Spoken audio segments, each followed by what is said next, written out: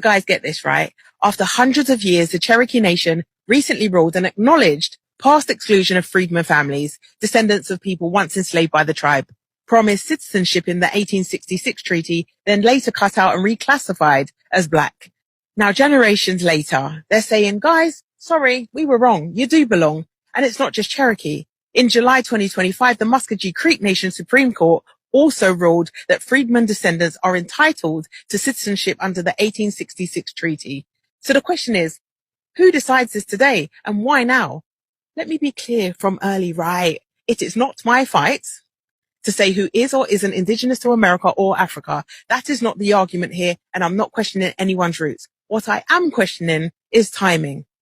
Black America is at its most successful point in history. Census data shows a growing share of black households now hold net wealth above $1 million. Though the exact numbers are debated, I don't know them, right? But it's far more than past decades. Wealth, influence, culture, global. At the same time, Africa is rising. The population is projected to reach 2.5 billion by 2050.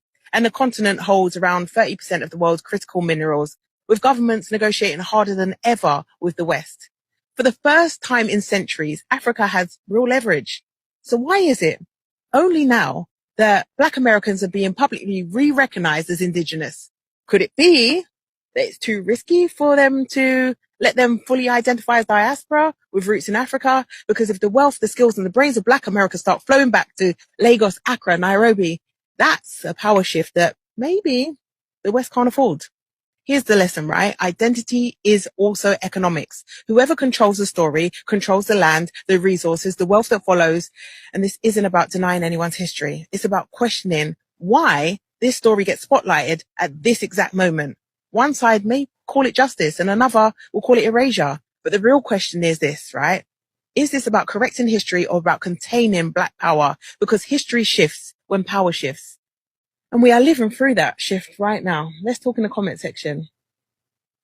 A Black American from Atlanta named Dexter just found out that he is a direct descendant of King Ramses III of Egypt. You have such an interesting history. Please explain what made you do a DNA test, and then what happened when you found out all of a sudden that you're related to Ramses III? That's a great question, Emily. Well, about a year and a half ago, I traveled to places like Israel, France, and different places like that. And so what happened was people would always ask a normal question, where are you from? And I would say the States, United States. And the people I saw in France would say, no, where are you really from? And I said, the States. That's all I know. And so that question stuck with me for a long time. And I just said, where am I actually from? I mean, I know I'm American, but where my DNA is from. And so I said, well, let me take my DNA test. It was a 23andMe DNA test. And I took the test and I was shocked when I saw the results. It came back and it showed that I was actually a direct descendant of the Pharaoh Ramses III. And I knew nothing of the pharaohs.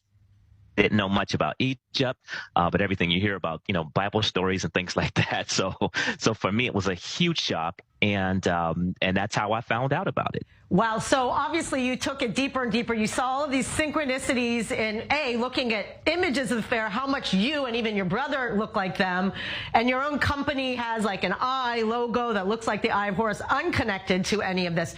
So what did this open up for you in terms of your own knowledge and learning about this?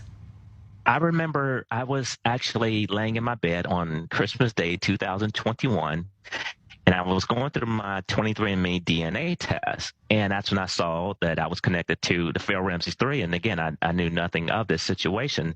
And so I looked up a sculpture of the Pharaoh Ramses III, and when I saw the sculpture, I literally screamed. And my wife said, Dexter, what's wrong? I said, this guy from 4,000 years ago, we look just alike. And she said, Dexter, wait a minute. There were no pictures from 4,000 years ago. I said, no, his sculpture was the Pharaoh Ramses III. His sculpture, we look like identical twins. And she said, let me see it. She saw it. She said, oh, my goodness. And then I continued to go over different sculptures, looking online.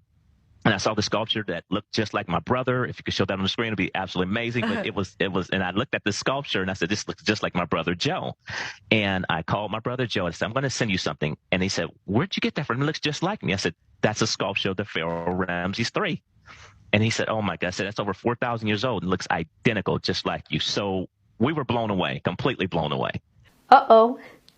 This is not going to go with the narrative the European archaeologists want us to believe. So I'm not sure what they're going to say, but I can see it coming. I can see them sitting down and coming up with an explanation as to how this Black American is a direct descendant of an ancient Egyptian pharaoh. Explain that to us kindly, because you seem to think that the Egyptian, the pharaohs, the ancient time leaders were not black, or they're not descendants of Africans, and they're actually Europeans or they're Arabs. So let's just wait for their explanation. Anyways, fam, what are your thoughts about this man from Atlanta that just discovered that he is royalty? I am Wangel Zalalam. I'll see you on the next one.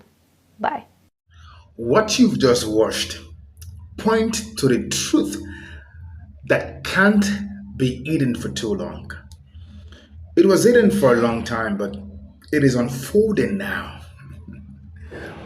Immigrants are now recognizing Black Americans as the successor to global ancient throne secrets.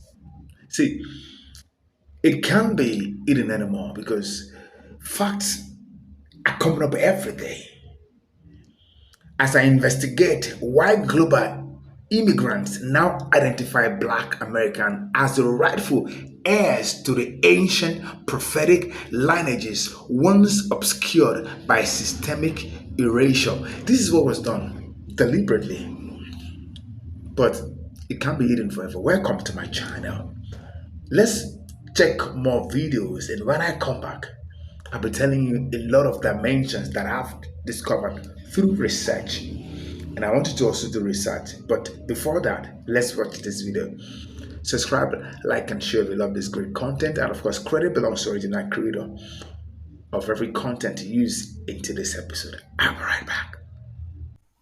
The real reason why people are so threatened by Meghan Markle isn't her royal runway walk or the fact that Balenciaga has given her all this money to wear their clothing. Meghan Markle is a threat because she has more rights to the British throne than the entire Windsor family, the Saxe-Goldberg. The crown was stolen from King James by his son-in-law, William of Orange, who married King James' daughter, Mary, in what is known as the Glorious Revolution.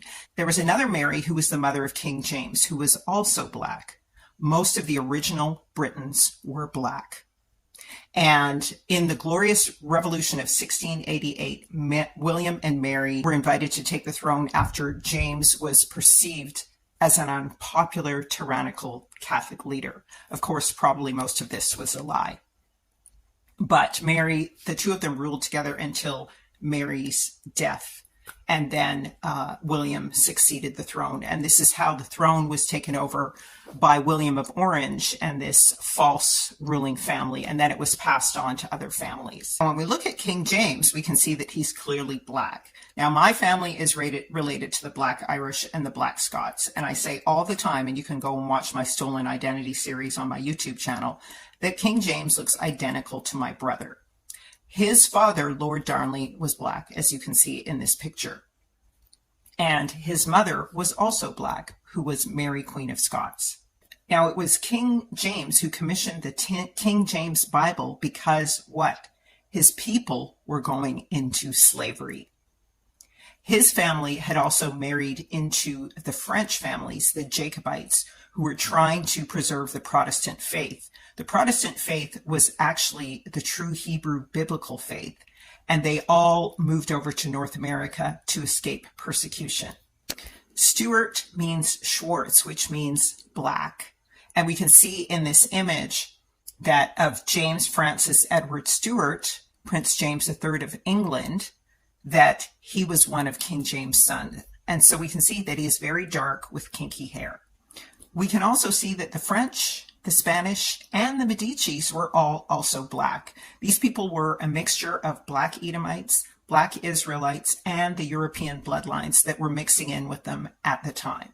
Now, many people think that the Irish and English and Britons were originally white, but they were not. There's a lot of archaeological evidence that proves the indigenous people of Britain, of what is really North Africa, and they call Western Europe today, were all Black people. They were all Negroes. From whence the Black Irish of Jamaica documents some of the appearance of some of these people when they were sold into the slave trade. And by the way, King John and Isabella of Spain also sold all of the Black royalty in Spain into slavery first in the New World after Columbus, quote, discovered America.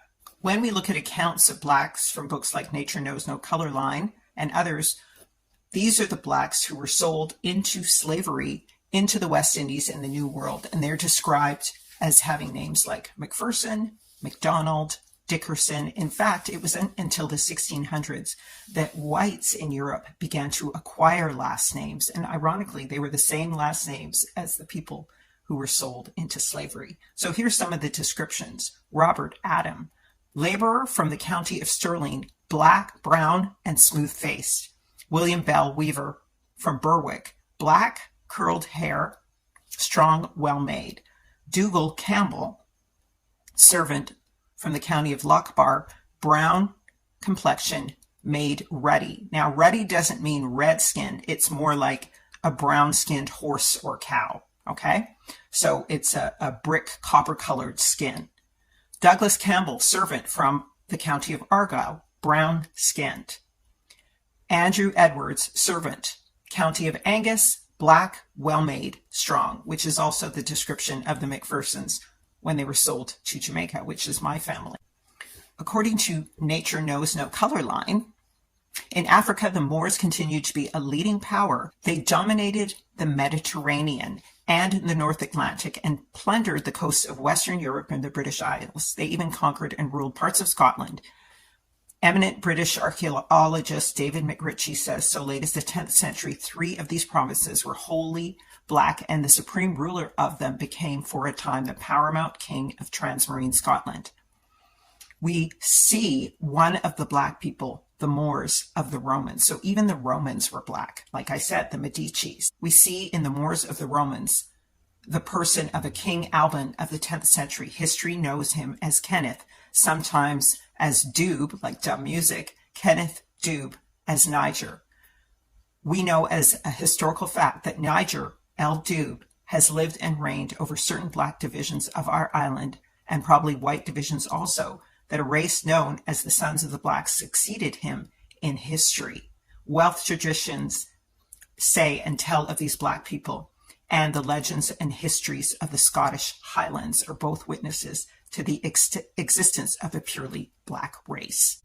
You see, there's a tie-in between Moor Cal, which is her real name, Meghan Markle, she's a Moor, is that the Negroes were Moors. And in Britain and in the Middle Ages, it says Moor, the race, as it occurs in European heraldry, always means Negro. Moor's head, says Barry, is the heraldic term for the head of a Black Negro man. All right? And Edmund says similarly, this definition is etymologically correct. The Greeks, as was said, used moros to mean black or dark, and the Romans used it for Negroes, woolly hair like a Moor's, says Marshall. To Claudian, Moors, Ethiopians, and Negritans, that is, Negroes, were one and the same. He speaks of the Moors who dwell beside the waters of Jir, famous of the rivers of Ethiopia, that overflows its banks as if it had been another Nile. The Jir referred to here is the Niger River. Moor also means Pictos or Edomite. So the Edomites, the brother of Jacob, they were Moors too, and they were Black too. And so there was a mixture between all of them. And some started masquerading as the true Israelites, the Edomites, that is. The Concise Dictionary of Judaism by D. Runes says that Nagid, related to Niger, is the title of a Jewish community head in medieval North Africa and Moorish Spain. So Spain and Western Europe, the Hebrides, Britannia, land of the covenant, were known to be Moorish black lands, in truth, North Africa, not Western Europe. We see the term used in the Jewish Encyclopedia, but we're also going to see that it is used in other encyclopedias. According to the Anchor Bible Dictionary, the term Nagid is prince in Hebrew, and it derives from Negro or Niger. Like Simon the Niger is a person in the book of Acts. In the New Testament, he's mentioned in Acts 13:1 as being one of the prophets and teachers in the church of Antioch. And the biblical traditions which relate to the introduction of kingship into Israel. Saul is anointed by Samuel as a Nagid over Israel. In 1966, it was concluded that it referred to one who was designated to be a leader by Yahuwah, whereas Melech was designated as an office conferred by the people's acclaim. In case you don't know, what is called the Black Sea today used to be called the Mer Negro or Niger. And when it crosses the waters, it pours into the Niagara Falls in Canada. So we see some of the kings of Judah, David ibn Yahya Negro ben Gedalia, and Judah ibn Yahya Negro ben Dawid. These were the kings of Israel who were sold from Spain by Isabella and into America. Jane Austen was described as a brunette of complexion and having classical African traits. She was an African of Moorish ancestry. Here's some words from her book. Her heroine, Mariana Dashwood from Sense and Sensibility, is described as lovely, uncommonly brilliant, a delightful beauty. Her skin was very brown. She describes her favorite complexion of a man as not very dark and not very fair. So that would be the in-between brown or ruddy or copper colored. One of the prophets, Micah, is described here in the Bible as being Micah the Morishite from Mount Moriah, which is in Israel. And this is where the true term Moor comes from, because Moor means to reflect light. Page 68 of Nature Knows No Color Line says this: the offspring of these Moors and West Africans were among the discoverers of the New World and the first builders of Latin America.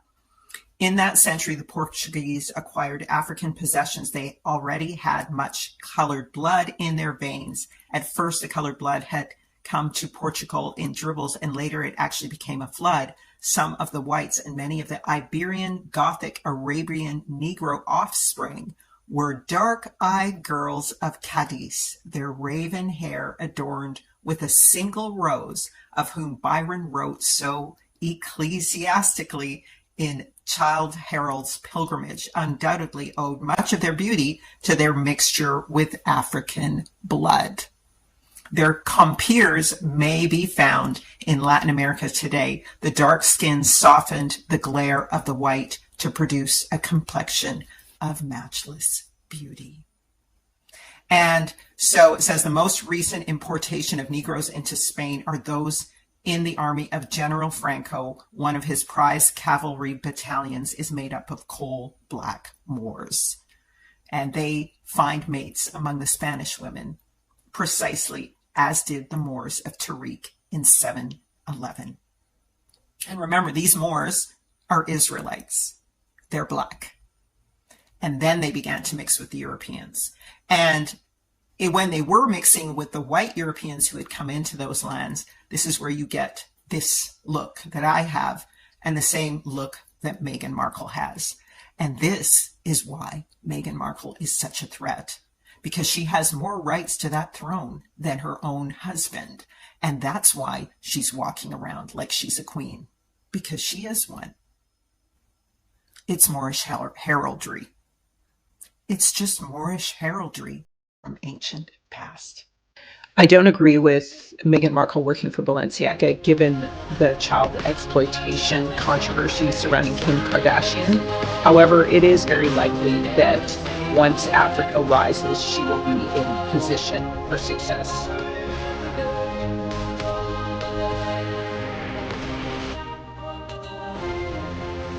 Check out my YouTube channel to find more on stolen identities and the Moorish heraldry of the past.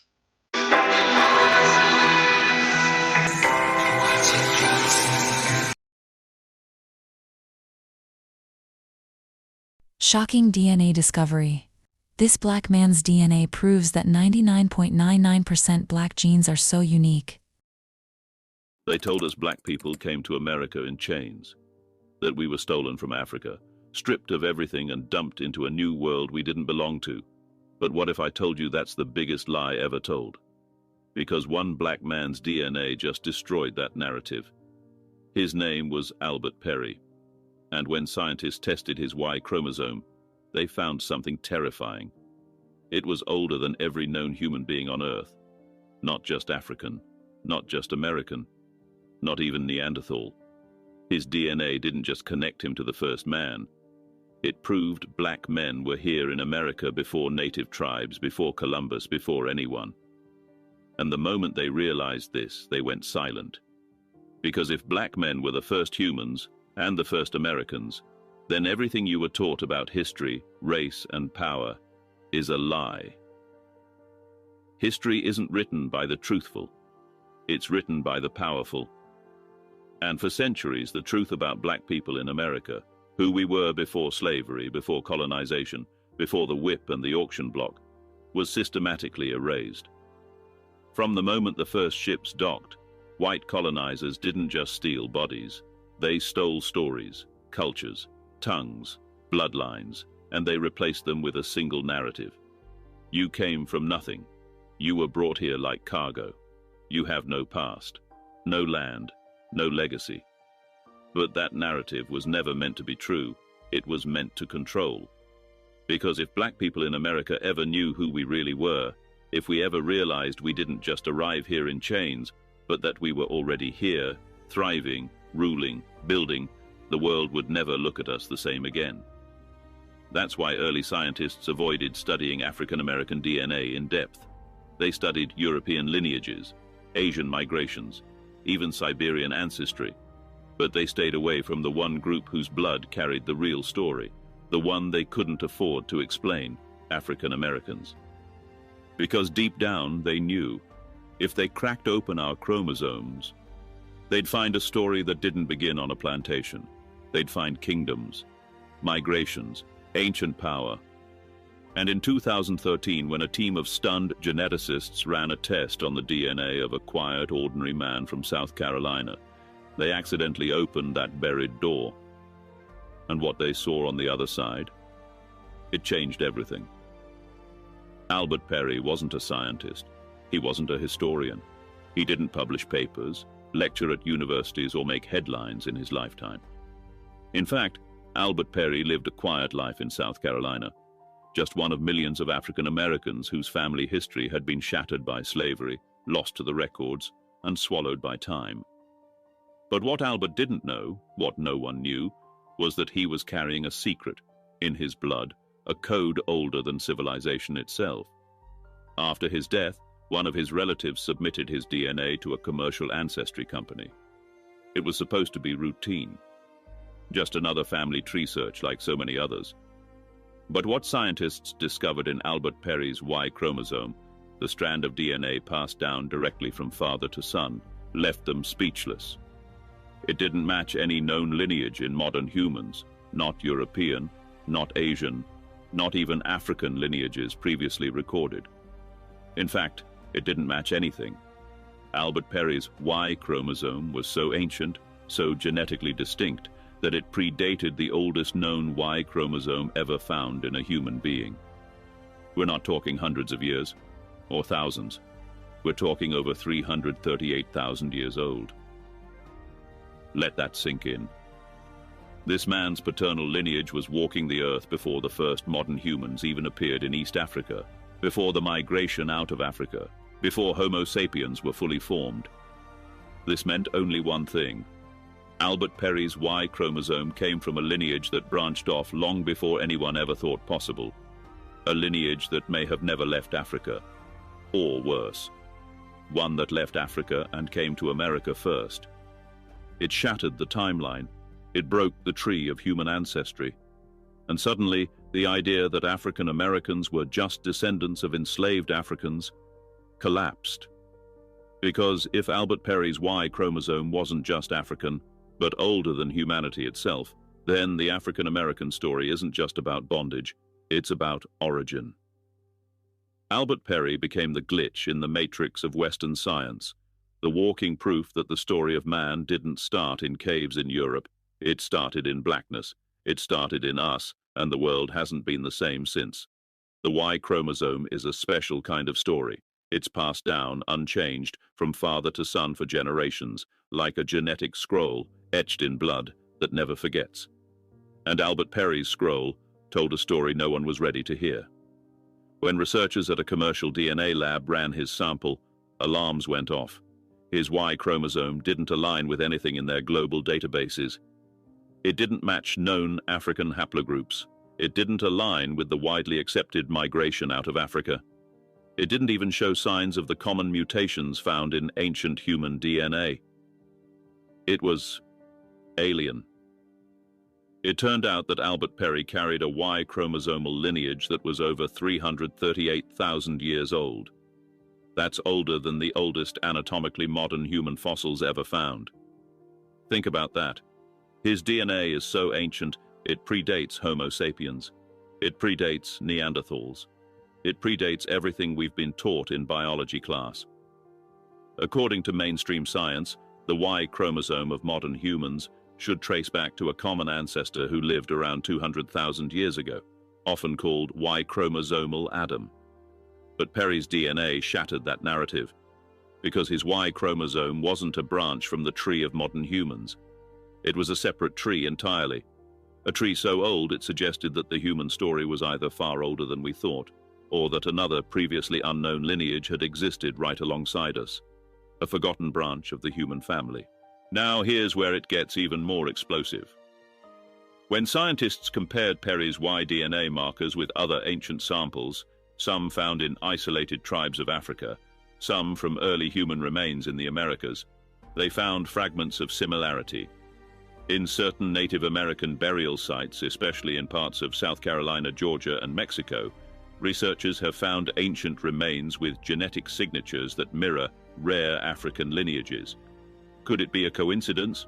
Or could Albert Perry's ancient DNA be a living link to an erased population, one that existed in both Africa and the Americas long before the textbooks say people crossed the Bering Strait?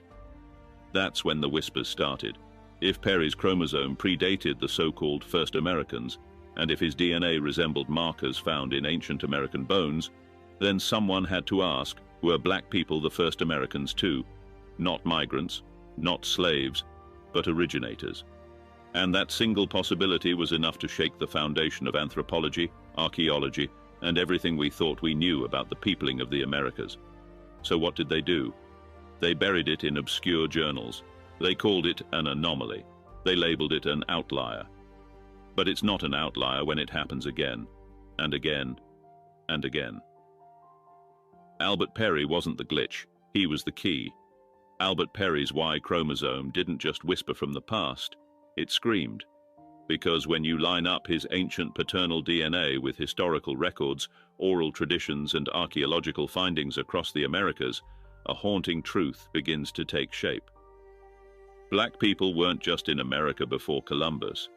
They were here before the so-called Native Americans we see in textbooks, before the Bering Strait, before history began being edited. And the proof? It's everywhere, if you know where to look. Let's start with the Olmecs. Mainstream historians say the Olmec civilization in Mexico is one of the oldest in the Americas, known for its colossal stone heads with thick lips, wide noses, and unmistakably African features. For decades, scholars have tried to dismiss it as is stylistic. But what if those statues were not art? What if they were portraits?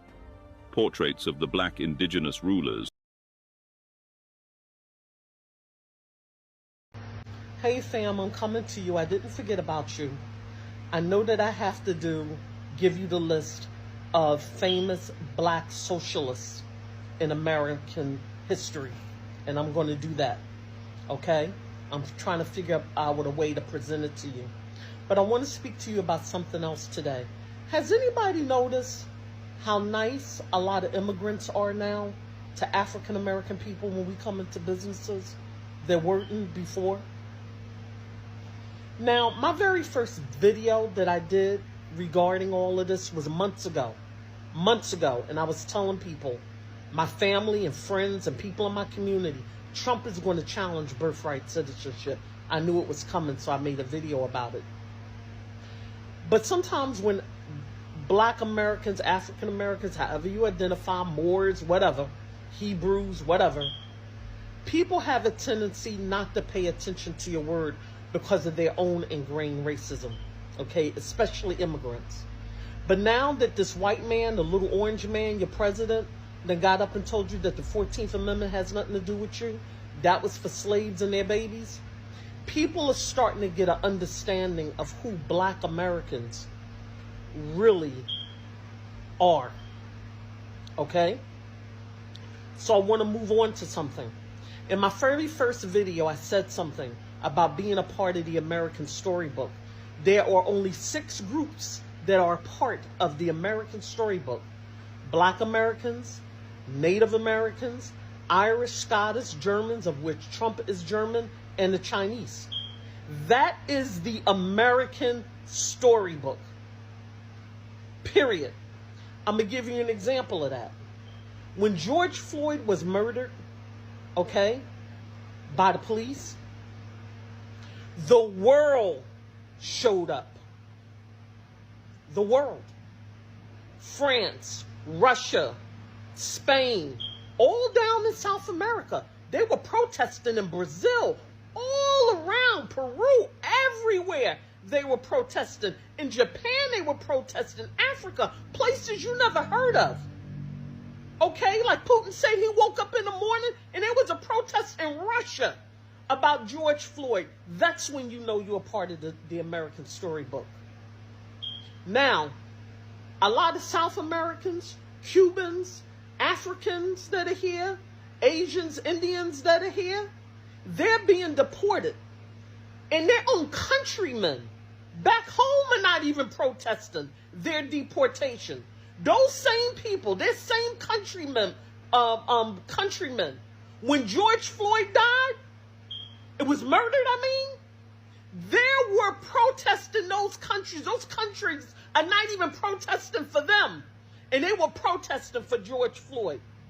That's when you know you are part of the American Storybook. See how that goes? I give you a better example. If, you see, unfortunately, there's been some murders that have taken place of politicians. And it's very heartbreaking because none of us should take politics that serious, that we're going around murdering each other, murdering politicians and people and all of that nonsense.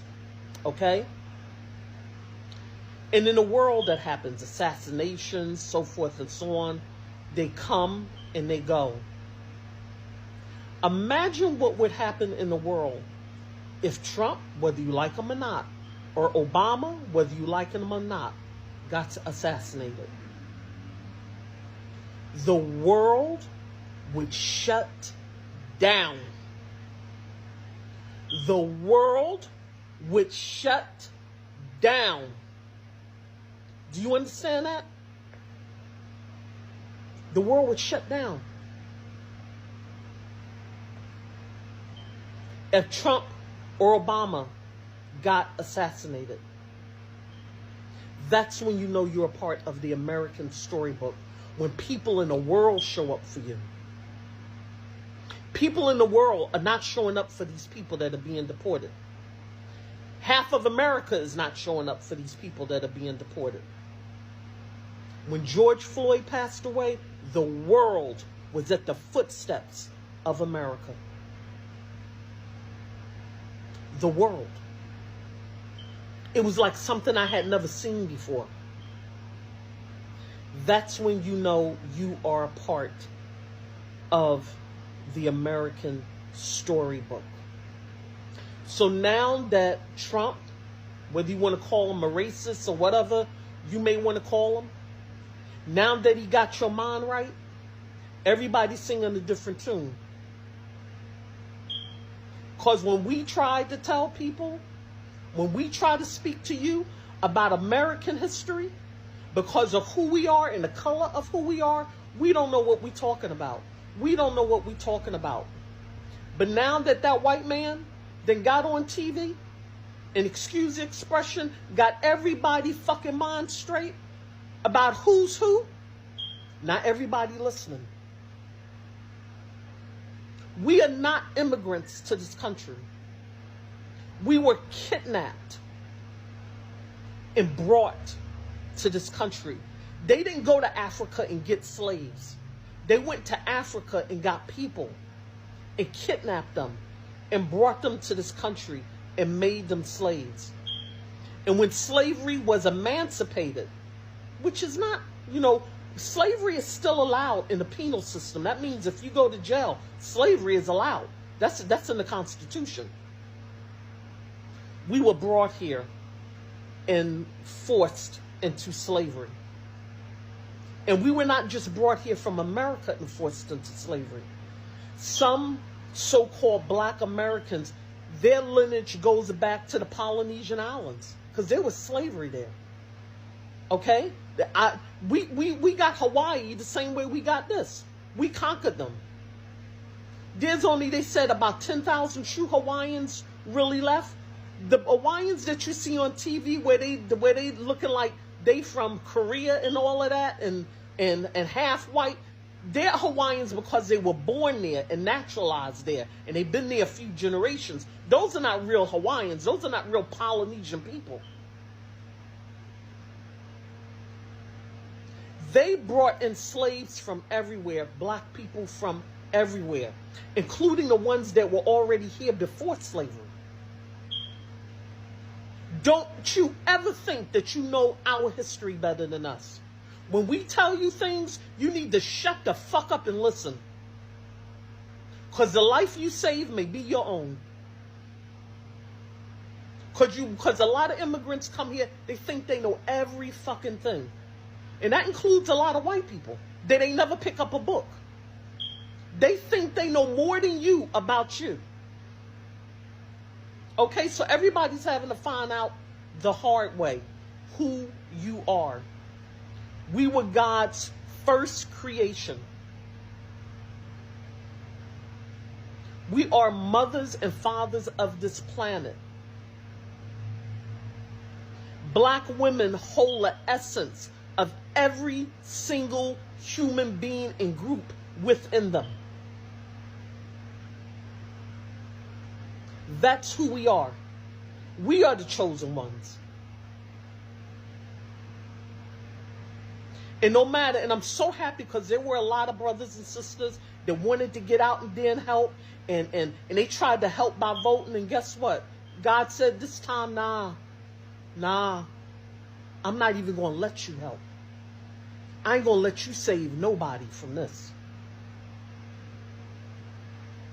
So family, stay prayed up, stay out of those protests, and keep your mouth shut. Okay? Because we got to prepare our own strategy about what we're going to do and how we're going to do it. Okay? Stay safe. Love you.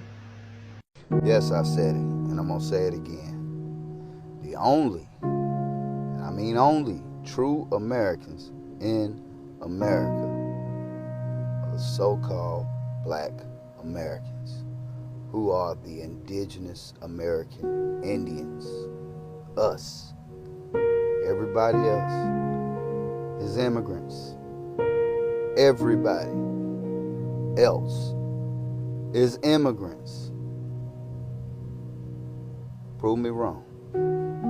See, by analyzing some of this cultural, shift, ancestral recognition of spiritual authority that transcends borders, transcends language, transcends, ethnics, hindrances, signaling a monumental return to historic truth. See, We can't but return to historical truth that are evidently clear, that are there, that are profound, that can't even be hidden, can't be denied because they are evidently there. They are monumental truth that has been distorted. But we know, despite all the distortions done, despite all the erasures done, you can't still deny the fact, the truth. The black Americans, they've got the access to the throne. Immigrants are saying it, everybody's saying it, but look at that guy who went to the DNA. He believed that he's from the United States of America, but he found out that some of the things he's been, the company opens, the logos, the signs, has been speaking to him, and everything he was doing was pointing to the fact that he is of the descendant to the global throne, but unknown to him until a DNA was done. And a lot of people are going to say, oh, DNAs are not true and all this. But hey, what I want to emphasize is the fact that black Americans, black people, it is not evident in what happened in Britain. The kings, the monarchy, they are all by black people. But you see, a lot was done, and this is where I want everybody's attention to be focused on, because it was done deliberately to just make every one of us believe the lies that have been told for too long, and the time has come to debunk them, to make it obvious to everybody that cares to listen, that cares to know that you belong to the ancient throne. You are the successor. I'm talking to black people, black Americans, and black people generally. You are the successor to the ancient throne secrets. Who would have believed that? Who would have believed that? See, let's explore these ideas on why successful immigrants in America now realize series by shifting the focus from social hierarchical to profound spiritual and prophetic lineage that resonate with your audience interest in end times event. Why is that happening now? The lady at the beginning of the video said, why now? Why is Trump saying it? Why are the leaders, why are the elites saying it now? Why are they coming out? Why Putin sometimes ago said the black people? Why is he saying it now? These are the questions I'm asking. I'm also like, why are they acknowledging now? Why is everybody confirming this hidden truth? Why now? And this is the question that I won't stop asking. Why now? By framing black Americans as heir to an ancient throne, you align perfectly with your channel essence of providing alternative interpretation of a historic and biblical narrative while exposing the crumbling facet of Western dominance. That's a fact. That's a fact. You see, the dominance is obvious, but it can't last forever. That's what we're saying. The dominance is obviously there. The white dominance, the white supremacies, all of those stuff. It has been there. But the truth of the matter is, when the truth comes, all of those lies fade away. All of those empires crumbles because the truth has come. Let me give you one thought provoking analysis again, and I'm going to be handing it here. See, to explore the intersection of immigration and historical awareness, showing how newcomers are becoming the unexpected witnesses to monumental return to the truth that the traditional Western system have tried to erase. See, can you understand that? That traditional Western system have tried to erase. What is traditional Western system? The modern elite. They try to erase this truth. But see, when truth arise, every other thing fades away. Trump said it. The president of Russia said it. Immigrants are confirming it. Black Americans are beginning to know through DNA, through research, and every black person on the surface of the earth are discovering one thing or the other, that Black Americans are successors to global ancient throne secret. I'm going to end it this way. What do you believe? Because it looks like, no, we're not going to take this. No, it's not about you taking it. It's not about you accepting it. It is about fact.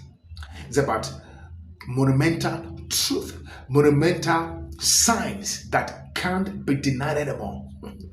That world leaders, what elite, the few what elites are confessing this truth, that black people, especially black Americans, are the successors to the throne. Not just throne, ancient throne, secrets. And it can't be denied anymore. I like to hear there, but what do you think? There's been a lot of doubt, a lot of it's like all these stuff, they can't be true. But hey, what is your truth? Let the conversation begin or continue at the comment section. Let's talk about this, because it is time for Black Awakening. It's like, come your way again, but do me a favor, subscribe, like, and share this great content if you love what you're hearing about black people, about, because this is what this channel stands for. We enlighten and educate people about what has been hidden for too long. So please subscribe, like, and share if you haven't, and make this video go viral. Let the knowledge of this truth be spread abroad. Let people know the truth that has been hidden for too long. Thank you. And don't forget, join my membership class. Be a part of this global enlightenment people. It's like, come your way again. Remain in peace. Remain in love. Bye for now.